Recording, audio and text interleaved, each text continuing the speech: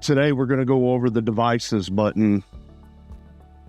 This is where you're going to be able to set up your IntelliFlow, your right hand and left hand boom shutoffs, your wingtips, and everything else. So we're going to start with boom. We're going to click on new, name it whatever you would like to name it. From here, it's going to let you choose what type of boom control you're going to have. If you're going to have boom valves, how many boom valves you're going to have. You have the option between 1 and 4 for right hand, left hand, wingtips on both sides. We're going to select 4. From here, you're able to select on which boom valve you would like to select on and click the flow restriction and the swath reduction. So if you're doing a right hand boom shutoff, you can go in and say flow reduction is 50% and swath reduction is 50%. And you can go through and select each one of your valves and create the restrictions that you need. From here, you would come down and click on Valve Control Setup Wizard. And from here, it has a few questions for you to answer to be able to set up and control your boom valves. The second button on the list is Liquid Controller.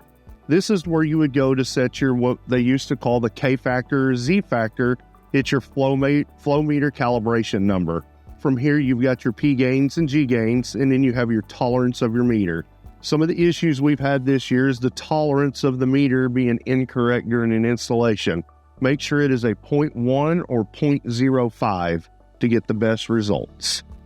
From here, you have Liquid Advanced, which you can set your tolerance for your filter, your trim up and down,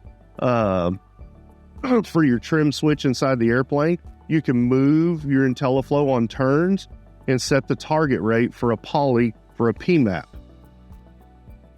The next button is Liquid Accessories. This is where you're able to go in and do your auto boom and be able to set it for open or close relay depending on how you have wired it up.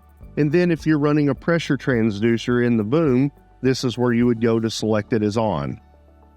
Ag laser, this is where you would set up your ag laser. If we had an ag laser set up, you would select which COM it went into, and then you could do your setup on your heights and distance.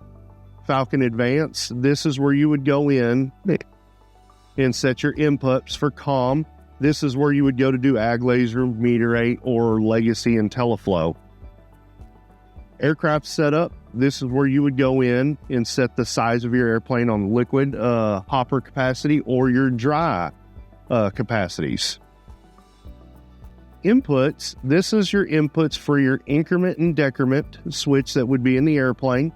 You also have the options for your encoder knob, which would be set for your dimming of light bar, your zoom levels. It's custom to what you want to make it. In a Falcon Pro, you have a dual encoder knob that has 5 functions: an outer knob, inner knob, press the button, screw outer knob, or screw inner knob to give you the different options, and you can go in and select those options. Also below this is top hats. Top hats right now are used for electric gate or different options that you would like to set. To be able to get electric gate to communicate, you must have your top hat selected to the right switches before starting any application modes. And then COM cable inputs are at the bottom, so if you're running electric gate, make sure you set your trigger in COM 1. The last button on the list is your output.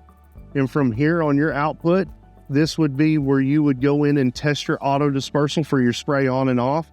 You also have boom valve actuation, so if you're controlling your booms. And then I/O cables for your outputs for third-party people.